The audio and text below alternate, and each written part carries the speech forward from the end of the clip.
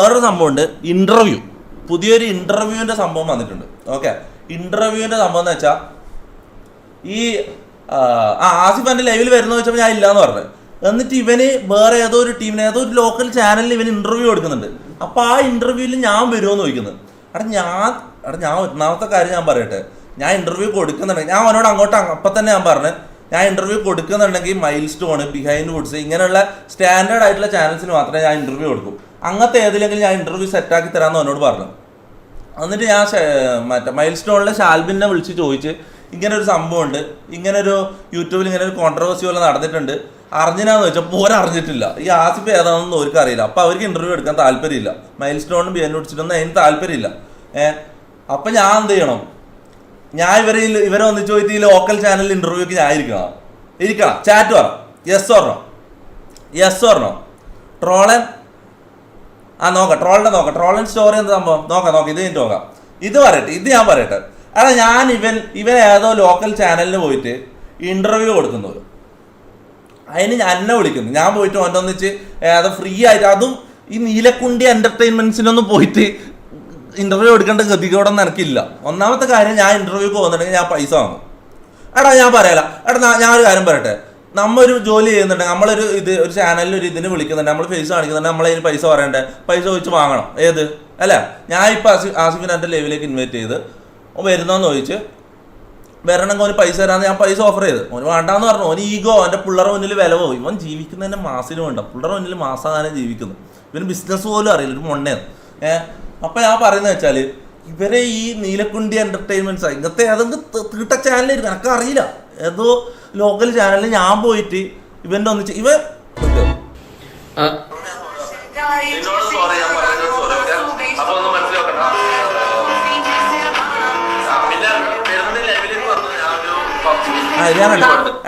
ഞാൻ ഇവനോട് ഇവന്റെ മൈൻഡ് ആലോചിച്ച് നോക്കിയാ, ഞാൻ ഇവനോട് ലൈവിൽ വരുന്നോന്ന് വെച്ച് പൈസ തരാന്ന് പറഞ്ഞ കാര്യം ഇവനെടുത്ത് സ്റ്റോറി ഇട്ടിന്. ഇവന്റെ ഇതാലോചിച്ചു, മൈൻഡ് സെറ്റ് ആലോചിച്ച് നോക്കിയാ. എനിക്കൊന്ന് ജീവിതത്തിൽ ആദ്യമായിട്ട് ഇവനോട് അങ്ങോട്ടാരും പൈസ തരാമെന്ന് പറയുന്നത്. അങ്ങോട്ടായിരിക്കും അതിന്റെ സന്തോഷത്തിലായിട്ട് എനിക്കറിയില്ല. ഇവന്റെ വേറൊരു ഓടി ഞാൻ കേൾപ്പിച്ചിട്ടെ, ഇവൻ എന്റെ സ്റ്റോറി വേണമെങ്കിൽ ഞാൻ ഇവന്റ് കേൾപ്പിക്കും.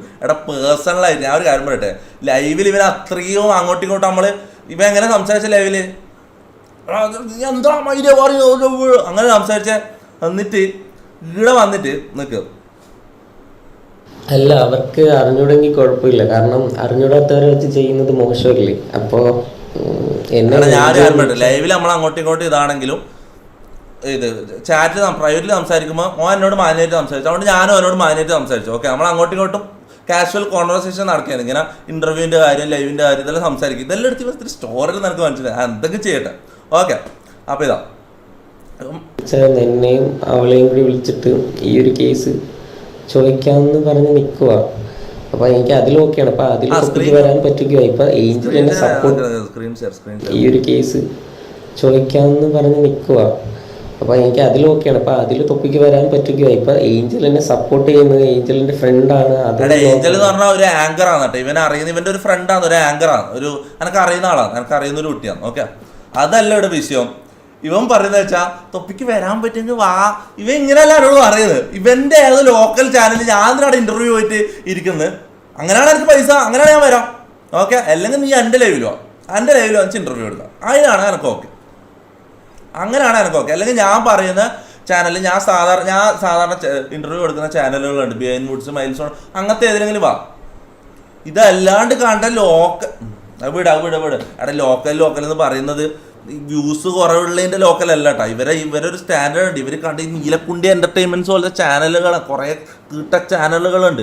ഇവരെന്ന് വെച്ചാൽ കണ്ട ഇവിടത്തേക്കെല്ലാം സൂം ചെയ്യുന്ന സാധനങ്ങളാണ്. പെമ്പിളർ വെറുതെ തിയേറ്ററിൽ കയറി പോകുന്നതെല്ലാം വീഡിയോ എടുക്കുന്ന ടീമില്ലേ, അങ്ങനത്തെ ചാനലുകളാണ്. മനസ്സിലായി? മറ്റേ മഞ്ഞപ്പത്ര ചാനലുകളാണ്. അതിലെല്ലാം ഞാൻ ഇങ്ങനെ പോയിട്ട് ഇരിക്കുക. എനിക്ക് ചില കോൺട്രാക്റ്റും കാര്യങ്ങളെല്ലാം ഉണ്ട്. ഞാൻ MRC ആയിട്ട് എനിക്കൊരു കോൺട്രാക്റ്റും കാര്യങ്ങളെല്ലാം ഉണ്ട്. ഇന്ന സ്ഥലത്ത് പോയിട്ട് അങ്ങനത്തെ ലോക്കൽ ഇതിൽ പോയിട്ട് ഇരിക്കാൻ പറ്റൂല എനിക്ക് ഇന്റർവ്യൂക്ക് ഒന്നും. മനസ്സിലാവും? സ്കിപ്പ് ഈ കേസ് വിടണമെങ്കിൽ വിടാൻ എനിക്ക് ഓക്കെ. ഇതും കൂടി പറഞ്ഞിട്ട് ഞാൻ വിടുകയെന്നാണ്. ഈ കേസ് ഇതിനെക്കുറിച്ച് ഞാൻ സംസാരിക്കുന്നേ ഇല്ല, കാര്യം പറയാം. അറിയാലോ, ഒരു ഇന്റർവ്യൂവിൽ ഒരാൾ ആരെ സപ്പോർട്ട് ചെയ്യുന്നതെന്നൊക്കെ നമുക്കത് കാണുമ്പോൾ മനസ്സിലാവും. അപ്പോൾ മൈൽ സ്റ്റോൺ ആണെങ്കിൽ ഇപ്പോൾ തൊപ്പി പറഞ്ഞാണെങ്കിൽ തൊപ്പിയുടെ കമ്പനി ആയിരിക്കാം, തൊപ്പിയുടെ ക്യാമറാമാനും മൈൽ സ്റ്റോണില് ഇവൻ മൈൽ സ്റ്റോണിൽ ഇന്റർവ്യൂക്ക് വരാൻ പേടിക്കുന്ന എന്തിനാ അറിയോ? അത് മൈൽ സ്റ്റോണിൽ ആ ഒരു ഇന്റർവ്യൂ കൊടുത്തില്ല, 2-3 ഇന്റർവ്യൂ കൊടുത്തിനല്ലോ. അപ്പോ ഇവന്റെ വിചാരം അത് എന്റെ ആൾക്കാരാണ് നാടാ, ആടെയുള്ള ഓണർ ഷാൽബിനും ക്യാമറയിൽ എന്റെ ആൾക്കാരാണ്. ഇവെന്തോ ഇവന് ഇതിനെ കുറിച്ച് ഒരു ബിസിനസ് ഒരു തുള്ളി തലയിലില്ലടാ. ഇവന് തലയിൽ ഐക്യമില്ല, ഇങ്ങനത്തെ കാര്യങ്ങളെ കുറിച്ചൊന്നും ഒരു ഐഡിയ ഇല്ല. അതാണ് പ്രശ്നം. പിന്നെ സപ്പോർട്ട് ചെയ്യുന്ന ആരെങ്കിലും ഒക്കെ ആയിരിക്കാം. പക്ഷേ എനിക്ക് ഏഞ്ചലാണ് എന്നെ വിളിച്ചത്. എടാ ഞാൻ പറഞ്ഞു ഇവന്റെ ഈ ഏഞ്ചലിനെ കൊണ്ടുവന്നു. ഞാൻ പറഞ്ഞു മൈൽ സ്റ്റോണിൽ ഇന്റർവ്യൂ എടുക്കാം, ഏഞ്ചലിനെ ആങ്കറായിട്ട് ഞാൻ വെക്കാൻ അവരോട് പറയാന്ന് പറഞ്ഞു. ഷാൽബിനോട് പറഞ്ഞിട്ട് ഏഞ്ചലിനെ ആങ്കർ ആക്കിയിട്ട് വെച്ചിട്ട് ഏഞ്ചൽ ഇവന് ഇരുന്നിട്ട് ഞാൻ ഇനി ഓമ്പാണെങ്കിൽ ഒരു 10 ആളാണ്, ഞാൻ അവനോട് അയച്ച ഓഡിയോ ഉണ്ട്, വേണേ പോയി ചോദിച്ചോ. ഒരു 10 ആളാണെങ്കിൽ കൂട്ടിയിട്ട് വന്നാൽ ഞാൻ 1 വീട്ട് തന്നെ അടിക്കാന്ന് പറഞ്ഞു. ഞാൻ ഒറ്റയ്ക്ക് ഇരുന്നോളാം, നിങ്ങൾ 10 ആൾ അപ്പുറത്ത് വന്ന് ഇരുന്നോന്ന് പറഞ്ഞ. എന്നിട്ടും പറയാനുള്ളത് പറയണ്ടേ? അങ്ങനെയാണെങ്കിൽ തൊപ്പിക്ക് അതിലോട്ട് വരാൻ പറ്റുമെങ്കിൽ വാ.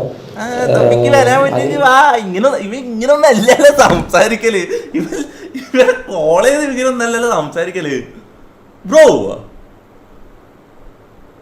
ഇവന്ത് സംഭവം? എന്തായാലും ഇവന്റെ കേസ് ഓക്കെ, ഇതോടുകൂടി ആസിഫ് നാടകം മുഴുവൻ അവസാനിക്കുന്നു. ഓക്കെ, ഇവന്റെ കേസ് ഞാൻ കംപ്ലീറ്റ്ലി ഡ്രോപ്പ് ചെയ്യുന്നു. പിന്നെ ഇവന്റെ വാലിൽ തൂങ്ങിയിട്ട് വരുന്ന കുറെ സപ്പോർട്ട് ചെയ്യാൻ വരുന്ന കുറെ കുണ്ടകളുണ്ട്, തിട്ടപ്പുഴുക്കൾ. ഓരോ കേസും ഞാൻ പിടിയാന്ന്. ഓക്കെ, ഇങ്ങനെ വരുന്ന ഒരുത്തന്നെ ഞാൻ റിയാക്ട് ചെയ്യൂല, ഇട്ടിട്ട് കാര്യം മൊത്തം ഞാൻ റിയാക്ട് ചെയ്യൂല. നിങ്ങൾ എന്താണെന്ന് വെച്ചാൽ ആടെ നിങ്ങളെ ലോകം, നിങ്ങളെ യൂണിവേഴ്സ്, നിങ്ങൾ ആടെ അങ്ങോട്ടും ഇങ്ങോട്ടും കുന്നായ്മ പറഞ്ഞ് ജീവിച്ചോ. എനിക്ക് കുറെ കാര്യങ്ങളുണ്ട് മുത്തേ. മെർച്ച് റിലീസായി, അടുത്ത റാപ്പ് സോങ് വരുന്നുണ്ട്, കുറേ കമ്മിറ്റ്മെന്റ്സ് ഉണ്ട് മുത്തേ. സോറേടാ വേടാ.